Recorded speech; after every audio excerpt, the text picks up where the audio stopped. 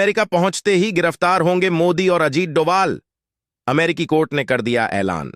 24 घंटे के अंदर ही भारत ने लिया ऐसा एक्शन कि झुक गया पूरा अमेरिका। भारत से पंगा लेना उसे पड़ा महंगा। भारत ने अमेरिका को दे दिया खुला चैलेंज, अगर दम है तो गिरफ्तार करके दिखाओ। भारत और अमेरिका की दोस्ती के बीच आई इस दरार को देखकर हिल गई पूरी दुनिया। दोस्तों, अमेरिका कब क्या कर जाए ये किसी को नहीं पता। अपनी सुपर पावर की धौंस पूरी दुनिया पर जमाता है, लेकिन अमेरिका को यह शायद पता नहीं है कि भारत पर उसकी एक भी छलने वाली नहीं है। मोदी और अजीत डोभाल को गिरफ्तार करने की बात ही छोड़ो, हाथ तक नहीं लगा सकता। भारत अब ऐसा वैसा देश नहीं है। भारत विश्व गुरु बन चुका है। साथ ही साथ भारत के हाथ में अब वीटो पावर भी आने वाली है। भारत और रूस की दोस्ती और भारत को मिलने वाला वीटो पावर शायद अमेरिका से देखा नहीं जा रहा है। इसीलिए तो अमेरिका बीच में इतना बड़ा बखेड़ा खड़ा करना शुरू कर दिया है। चीन करता तो बात समझ में आती है, लेकिन अमेरिका ने ऐसा कर दिया, इसके बारे में भारत ने कभी सोचा भी नहीं था। दोस्त ने ही सीने में छुरा भोंक दिया। दोस्तों, अभी अभी भारत और अमेरिका को लेकर एक ऐसी चौंकाने वाली खबर सामने आई है जिसने पूरी दुनिया को हैरान कर दिया है।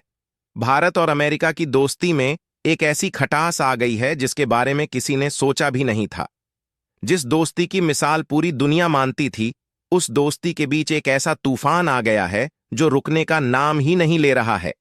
दरअसल दोस्तों, अमेरिका की कोर्ट ने भारत सरकार और एनएसए अजीत डोभाल सहित रॉ के कई अधिकारियों के खिलाफ नामजद समन जारी कर दिया है, जिसमें कहा गया है कि 21 दिनों के अंदर आपको हाजिर होना है कोर्ट में। अगर आप कोर्ट में नहीं आते तो आने वाले 3 हफ्तों में आपके खिलाफ आगे की कार्यवाही की जाएगी। यहां तक कि गिरफ्तारी की भी नौबत आ सकती है। अब यहां पर सबसे बड़ा सवाल यह उठता है कि आखिर अमेरिका की कोर्ट ने ऐसा किया क्यों है। भारत इस मामले में अब आगे क्या कार्यवाही करेगा? क्या एनएसए अजीत डोभाल को सच में अमेरिका जाने पर गिरफ्तार किया जा सकता है? तो दोस्तों, पूरी खबर क्या है जानेंगे इस वीडियो में। भारत और अमेरिका की दोस्ती के बीच उठे इस बवाल को जानना बेहद जरूरी, लेकिन उससे पहले भारतीय होने के नाते भारत के सपोर्ट के लिए इस वीडियो पर एक लाइक तो बनता है। फटाफट वीडियो को लाइक कर दीजिए। दोस्तों, सबसे पहले यह जान लेते हैं कि इस मामले की शुरुआत हुई कहां से। दरअसल दोस्तों, आपको याद होगा कि कुछ समय पहले भारत पर आरोप लगाया गया था कि उसने अमेरिका के अंदर जाकर वहां के नागरिक पन्नू को मारने की कोशिश की। पन्नू एक खालिस्तानी अलगाववादी है और भारत विरोधी गतिविधियों में शामिल रहता है। पन्नू का इतिहास हर कोई जानता है। पन्नू एक कट्टरपंथी गैरकानूनी संगठन सिख फॉर जस्टिस का मुखिया है, जिसे भारतीय नेताओं और संस्थाओं के खिलाफ भड़काऊ स्पीच देने और धमकियां देने के लिए हर कोई जानता है। नई दिल्ली उसे 2020 में ही आतंकवादी घोषित कर चुकी है, इसलिए भारत ने उसे मरवाने की साजिश रची और इस मामले में एक भारतीय मूल के नागरिक निखिल गुप्ता को गिरफ्तार किया गया, चेक रिपब्लिक में, जिसे बाद में अमेरिका को सौंप दिया गया। उसके बाद यह मामला और ज्यादा संगीन हो गया और इसी मामले में अब जो पन्नू है, जो कि खालिस्तानी है, उसने यह केस दर्ज करवाया है अमेरिकी कोर्ट में, क्योंकि उसके पास 2 देशों की नागरिकता है, अमेरिका और कनाडा की। उसने अमेरिकी कोर्ट में भारत के एनएसए के खिलाफ यह पूरा मामला दर्ज करवाया है, जिसमें कहा है कि जो भारतीय एनएसए हैं उन्हें इस एसोसिएशन अटेम्प्ट यानी कि हत्या के प्रयास के बारे में सब कुछ पता था।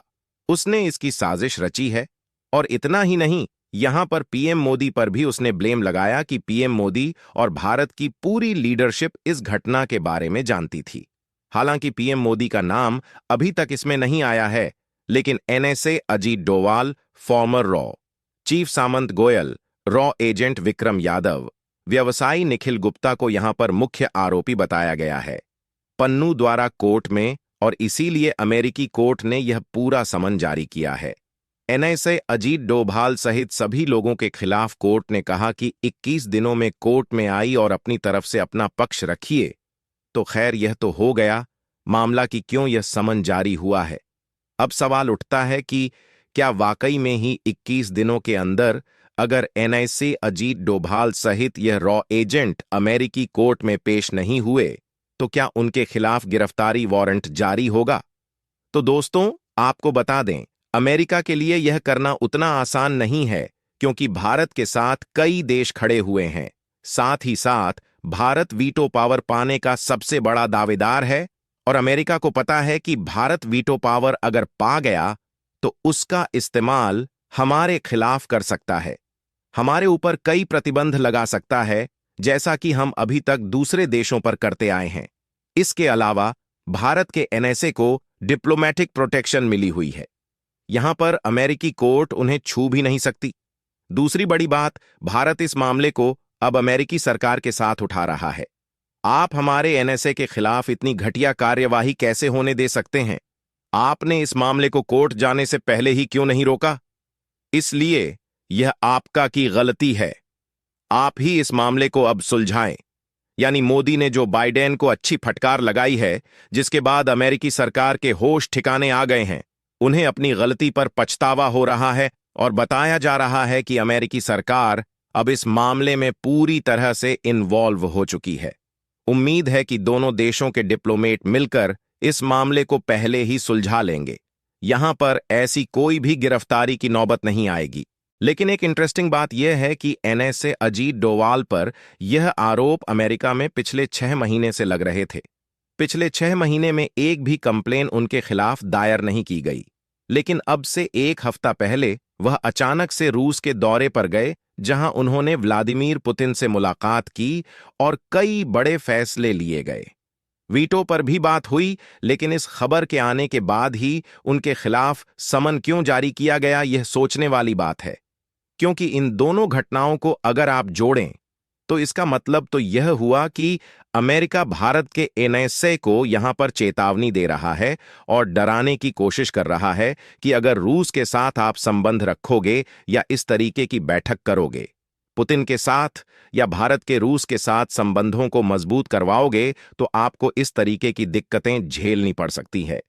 आप हमारे रडार पर हैं, कुछ ऐसा ही लग रहा है फिलहाल तो, क्योंकि जो नॉर्मल प्रोटोकॉल है डिप्लोमेसी को लेकर, उसके अनुसार जब आप किसी दूसरे देश के पॉलिटिशियन या फिर सरकारी ऑफिशियल, यहां तक कि जो डिप्लोमेट्स होते हैं, उनके खिलाफ जब आप इस प्रकार के मामले दायर करते हैं, तो अमूमन जो पुलिस होती है, जो अथॉरिटी होती है, वह पहले एक्सटर्नल अफेयर्स मिनिस्ट्री से, यानी कि विदेश मंत्रालय से अपने देश के क्लियरेंस लेती है, उनसे चर्चा करती है। उसके बाद ही मामले दायर किए जाते हैं। इसीलिए यहां पर 2 सिनेरियो है। पहला तो यह कि अमेरिका का जो जस्टिस डिपार्टमेंट है, लोकल पुलिस है, अथॉरिटी है, उसने अमेरिका के विदेश मंत्रालय को इसकी जानकारी दी ही नहीं और अपने आप से बिना अप्रूवल लिए इतने हाई लेवल के डिप्लोमेट के खिलाफ मामला दायर करवा दिया। दूसरा सिनेरियो यह है कि अमेरिकी जस्टिस डिपार्टमेंट ने विदेश मंत्रालय से पूरी अप्रूवल ली और उन्होंने जानबूझकर ऐसा सब कुछ होने दिया। इसीलिए भारत को यह सिर्फ मामला ही खारिज नहीं करवाना चाहिए, इस मामले की तहकीकात भी करनी चाहिए कि यहां पर अमेरिकी सरकार इसमें इन्वॉल्व है या फिर नहीं। अगर है तो उनके साथ सख्ती से निपटाना चाहिए कि यह मामला सिर्फ भारत की बेइज्जती का नहीं है, बल्कि भारत को ब्लैकमेल करने का भी है। इसीलिए अमेरिका के खिलाफ कुछ ना कुछ एक्शन जरूर होना चाहिए। दोस्तों, आपको बता दें, अगर यह मामला यहीं पर शांत हो जाता है तो पीएम मोदी 21 सितंबर को 3 दिवसीय दौरे पर अमेरिका जाएंगे। इस दौरान प्रधानमंत्री मोदी विल्मिंगटन, डेलावेयर में चौथे क्वाड लीडर्स समिट में शामिल होंगे। न्यूयॉर्क में रहते हुए प्रधानमंत्री मोदी 22 सितंबर को भारतीय समुदाय के एक कार्यक्रम को संबोधित करेंगे। प्रधानमंत्री एआई, क्वांटम कंप्यूटिंग, सेमीकंडक्टर और बायोटेक्नोलॉजी में एक्सपर्ट अमेरिका की दिग्गज कंपनियों के साथ बातचीत भी करेंगे। तो दोस्तों, इसके बारे में आपका क्या कहना है, कमेंट बॉक्स में जरूर बताइएगा। तो दोस्तों, जय हिंद, जय भारत।